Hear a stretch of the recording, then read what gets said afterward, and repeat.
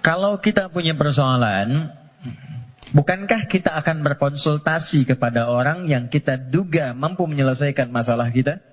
Ya kan? Bukankah kalau Anda punya masalah di handphone, Anda akan datang ke counter handphone? Bukankah kalau ada orang punya masalah di kendaraannya, dia akan datang ke bengkel yang sesuai dengan kendaraannya? Oke. Artinya, kita akan merujuk kepada objek itu ketika dipandang dia mampu menyelesaikan masalah yang kita hadirkan. Sekarang, pertanyaannya, siapa yang mampu menuntaskan dan maha memiliki solusi dari semua masalah yang ada di muka bumi? Bukankah Allah? Bukankah yang punya solusi Allah? Yang punya harta Allah? Yang punya ilmu Allah? Karena itulah kita sering minta kan? Ya Allah, ya Allah, ya Allah. Pertanyaannya, apakah setiap yang meminta itu punya hubungan baik dengan Allah? Anda punya masalah. Lalu Anda ingin kontak teman, minta bantuan. Tapi hubungan Anda nggak baik. Dikontak nggak temannya? Tapi yang paling aneh, masih dikontak kan? Ya kan? Dan nggak berharap apa-apa gitu. Dan biasanya orang yang tak punya hubungan baik, walaupun dia mengontak, biasanya harapannya kosong. Mau dibantu nggak apa-apa, mau nggak dibantu nambah kesel. Kan nggak punya hubungan baik gitu kan? Oke, nah sekarang problemnya, apakah setiap orang yang minta kepada Allah itu, maaf, punya hubungan baik gak dengan Allah? Karena sifat Allah itu gak mungkin diminta kecuali diberi. Gak mungkin dimohon kecuali dikabul. Itu ada di Quran surah kedua ayat 186. Paling kiri sebelah bawah di mushaf standar. Wa idza sa'alaka 'ibadi 'anni fa inni qarib. Ujibu da'watad da'i idza da'an. Itu kalimatnya.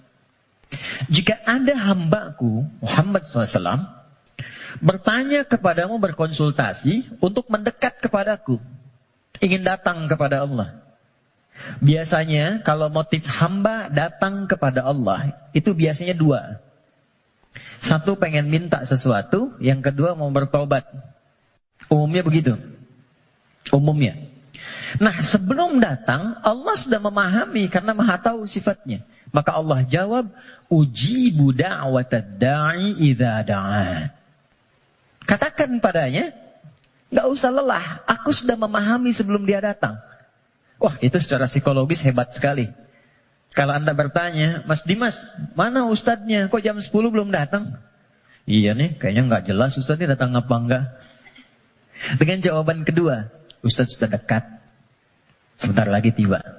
Mana yang menenangkan? Jawaban pertama atau kedua? Kedua.